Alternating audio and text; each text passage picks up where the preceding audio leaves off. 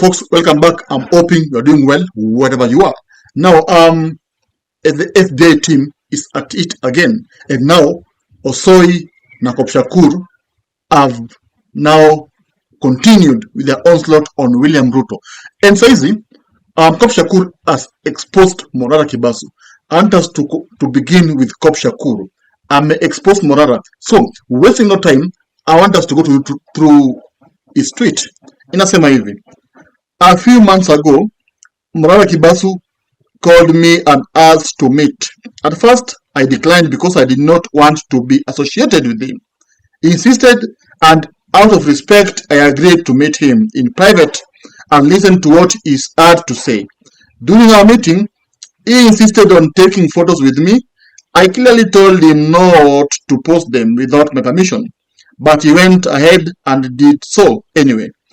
That was when I realized it was a government project. In fact, Morara is armed, and we all know the government does not issue firearm license to its critics easily.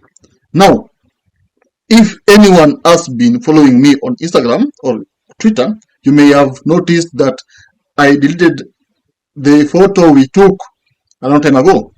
The first red flag was when he told me not to vie in Kikuyu because of what it earned as interest. Now, of course, your post ni refu. I'm not going to be able to read all of it, but you see, you can just screenshot it on my screen there. You saw me, but it's basically trying to say that Morara Kebaso ni project ya Ruto, and I believe Shakur. Ask me why. Because we've even seen Morara Kebaso kwa rallies za Ruto. I saw him kwa video fulani kwa rally ya Ruto. And of course, the way he's been behaving can clearly say that this guy is just being used by the government. And now it is coming out clearly that indeed Morara Kebaso amekuwa kitumwa na Ruto just to confuse, Kenyans. Now, I want us to go to Maverick Aoko. Remember Maverick Aoko, yeye wachelewi. Yeye wanga anasema venye iko. Na kama una roho ya kusikiza Maverick Aoko usimsikize, because our words wanga ni so piercing. So, Aoko amesema hivi. I told people about Morara way before anyone else saw it. Nilitukanwa hii Twitter nikasema Yesu ni Bwana. Thank you for validating Aoko. Alafu wewe pia don't turn out to be a cheap imbecile. We've seen people preach gin and drink coffee. All the best, comrade Viva. Actually, she's just trying to, of course, praise Shakur kwamba whatever he's saying, ye mwenye aliona kitambo. No. So you see, the FBI team is now destroying serikali bit by bit. Na wameanza na Morara Kebaso. Na I suppose wanaambia Kenya kwamba msimsikize Kebaso, this guy is a con. That's what he's saying. Now, Patrick Osoi pia akubaki nyuma. Ye pia amekuja kwa Twitter akasema hivi, sikiza. Youth empowerment con. William Ruto in 2022, just months before elections, promised to create 4 million jobs during his first tenure in office. Instead, he has opted to export our most qualified personnel to the Middle East to work casual jobs where they are mistreated, some killed, and the government cannot utter even a word. When he's not exporting labor, he's carrying a charade of either women or youth empowerment. And an idea is only realistic for media publicity. We saw many youths being ferried to State House to attend the mega youth empowerment where they were to be given motorcycles. Now, he's just trying to discredit, ile mambo ya jana enye mayouth walienda State House. Na of course Ruto alikuwa chest thumping akisema kwamba Gen Z wanampenda na Gen Z watampigia kura. So of course I agree with Osoi. Why am I saying so? Because we've seen all rallies za Ruto, watu wenye wenda pale wanga wamebebwa. Hiyo ni ukweli. And those who went there yesterday were actually people who were ferried. That's the truth. And that was meant for media coverage. To show the country, the world, that I am a president who is loved by the young people.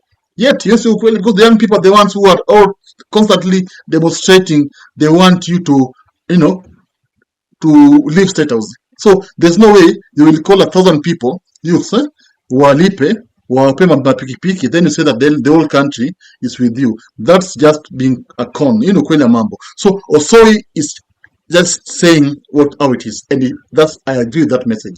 I agree with that message. Now, I'm see all this war imeanza na FBI after they were released. Remember, these people, Ruto wanted them to go to jail because Ruto was afraid that the uprising ya FBI, Osoi atarise akwe kama Traore wa, Burkina Faso.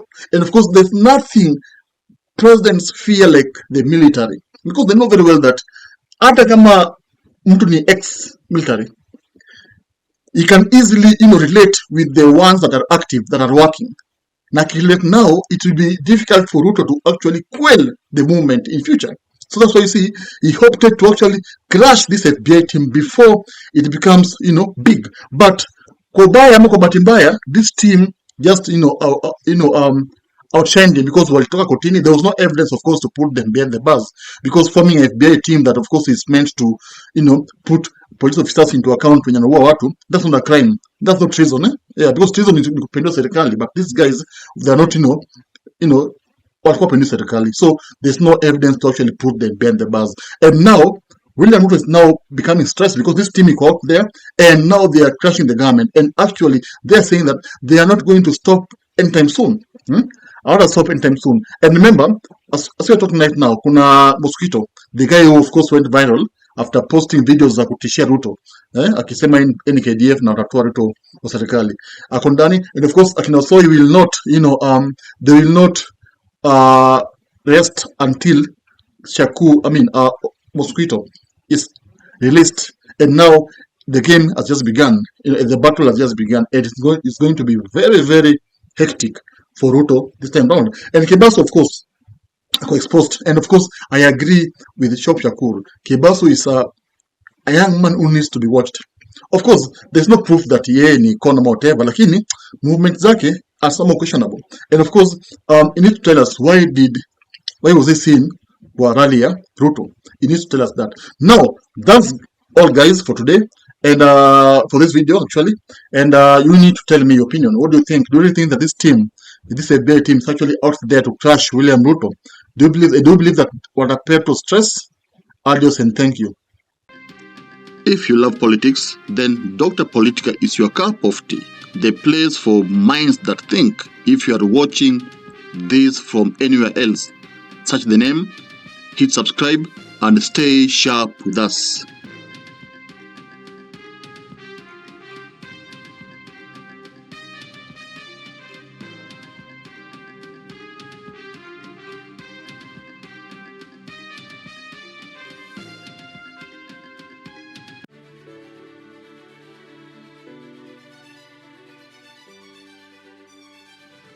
Thank you for making Dr. Politica your home for fearless political truth.